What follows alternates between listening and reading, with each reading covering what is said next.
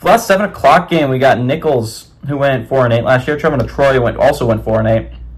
Troy favored by 20.5 points on ESPN Plus. Matthew Caldwell went 141 to 223, threw for 1,608 yards, 13 touchdowns, 8 interceptions. Damian Taylor had 173 carries for 1,010 yards and 7 touchdowns, and Devontae Ross had 76 catches for 1,043 yards and 11 touchdowns. And how the mighty have fallen, right? Troy used to be that team in the Sun Belt, right? Before Summerall left, which was heartbreaking for them to go take the Tulane job, which inarguably a better job. There was definitely a ceiling at Troy, and he was hitting it. There is less of a ceiling at Tulane. Tulane is a team that can absolutely make the college football playoffs most years. They're in an American conference that is very respected. They have the talent level they have shown to consistently compete with Power 4 teams. And as much as I love Troy, the Troy's not that. The Trojans are not that.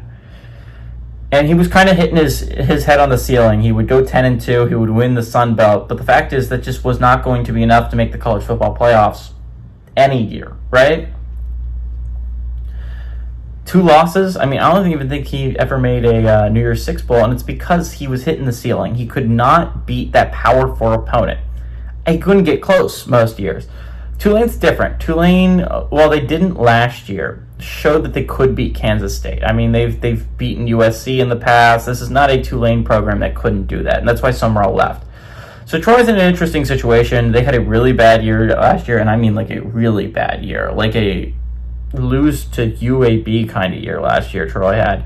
So this is not a good Troy program right now. This is going to be really interesting. They're playing in a Sun Belt that is kind of wide open in the middle. I think there's 3 teams that are definitely the top 3 teams. Again, like I was talking to South Alabama, but I think the middle is kind of wide open for anyone's taking, right? If you want to go 6-6 or 7-5, I don't think it's impossible. I think that is a very realistic expectation for a lot of these teams that are in the middle of the Sun Belt. Troy, I don't know. Troy's, I think, one of the weaker teams in the Sun Belt this year. They didn't do great last year, and they don't bring back much talent, and so that could be viewed as a positive. And you don't bring back much of the talent that was bad last year. But I also view it as kind of a negative. You don't have anything to really build on. The 4-8 year was really for nothing because you didn't develop you didn't develop your quarterback, you didn't develop your running back, you didn't develop your wide receiver to actually do something this year. I think the Trojans are going to be bad again this year, and I don't know if that's enough for the guy currently coaching to lose his job, but we shall see. The Trojans are favored by 20.5 points. I think that is honestly fair. I don't think Troy is going to have a great year this year, but Nicholls is not a good FCS program. At least not right now, it isn't.